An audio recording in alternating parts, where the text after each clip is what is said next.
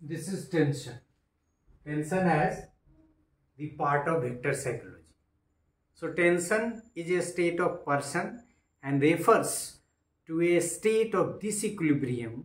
पीछे में भी जब एनर्जी को डिस्कस कर रहे थे तो चर्चा आई थी इसकी कि टेंशन और lack of balance between the forces of one inner personal region or system and the other inner personal region or system.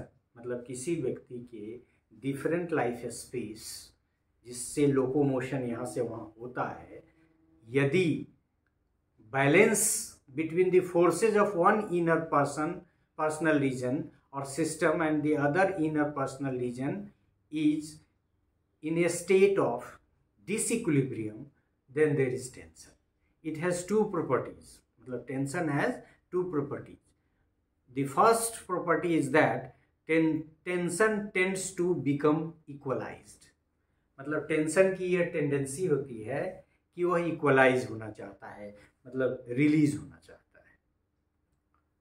If there is high tension in system X, एक एग्जाम्पल है समझने के लिए, जो vector वाला physics का concept जैसे है उसी तरह X and low tension in system Y and Z. मतलब तीन सिस्टम है, इसमें हाई है क्या टेंशन और इसमें लो है, इसमें भी लो है. ये एग्जांपल है आपका. If there is high tension in system X and low tension in system Y and Z, tension will flow from X to Y and Z till the tension in all the three systems become equalized. मतलब बताए कि दो characteristics है tension की.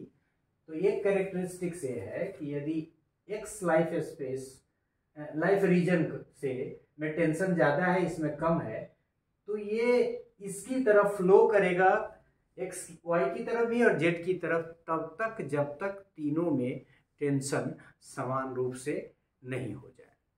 The psychological means by which tension tends to be equalized is known as process. मतलब ये process है जिसके थ्रू ये गमन होता है टेंशन का एक्स से वाई या जेड की तरफ. Thinking, remembering, perceiving etcetera are some of the examples of the process. Those are instrumental for tension equalization. मतलब आपके टेंशन इक्वलाइजेशन के फ्लो का जो सिस्टम है वो सिस्टम रिफ्लेक्टेड है थिंकिंग के माध्यम से, रिमेंबरिंग के माध्यम से, परसीविंग के माध्यम से. इसी से इक्वलाइज होता है. मतलब ये कह रहा है कि tension tends to be equalized is known as process. और ये प्रोसेस कौन कौन है? Thinking is a process, remembering is a process, perceiving is a process, और इन प्रोसेस के थ्रू सिस्टम का टेंशन इक्वलाइज होता है. तो एक प्रॉपर्टी टेंशन की क्या हो गई कि हाई टेंशन रीजन से लो टेंशन रीजन की तरफ टेंशन फ्लो करते रहता है तब तक जब तक वो स्टेबल ना हो जाए, सब बराबर. दूसरी प्रॉपर्टी क्या है टेंशन की?